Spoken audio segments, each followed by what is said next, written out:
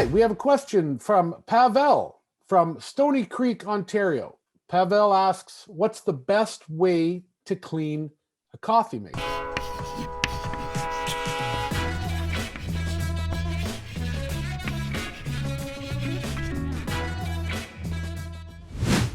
Now, I checked this out, and I actually got these little balls, these little tiny balls that you can put through your coffee maker or your grinder.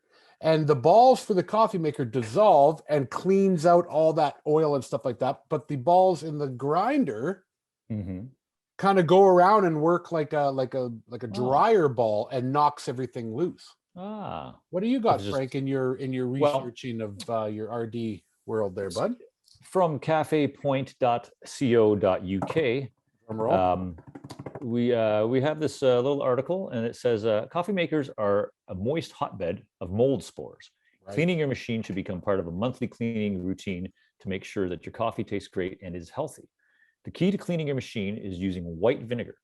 You make a mixture of 3 cups vinegar to 6 cups water, or half and half if your machine hasn't been cleaned in a while. Or alternatively, you can use citric acid and hot water. Right. Never use bleach or baking soda, as mixing these with vinegar and water can be toxic and ruin your machine. Unless you're going after like some sort of science experiment and the volcano with the, vinegar and baking soda and stuff like that, because that could be cool. But that's when you send your kid to the room for using your coffee maker to do that. Right? You should do not use my coffee maker for science experiments unless it's about caffeine consumption. That's exactly right.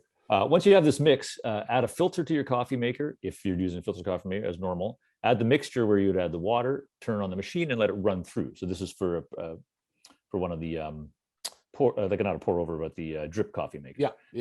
Which gets a lot of stuff. For a French press, it's just light soap, water.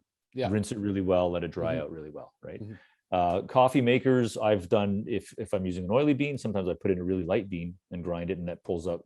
A lot of those oils come right off without actually having to clean it, or just a paper towel in there. So and I mean, those are all the cheap to, well, not free, obviously. Most people have that in their house. Like the way that I tried, it was, I mean, it got the job done, but it costed a little bit more money, right? And it was kind of a one-step process pouring it in, but and it did the magic. But a little bit of elbow grease goes a long way. And it's going to be different if you got a really high-end espresso machine. Then there's even more. Yes, that's a cleaning, because especially if you're into where the plumbing is all in there, then you want to get a professional cleaner. That's probably a whole different. That's a whole different bag of beans. The whole other bag of beans. That's a good way to end it. Anyway, Pavel, thanks for the question. Yeah, beauty, awesome.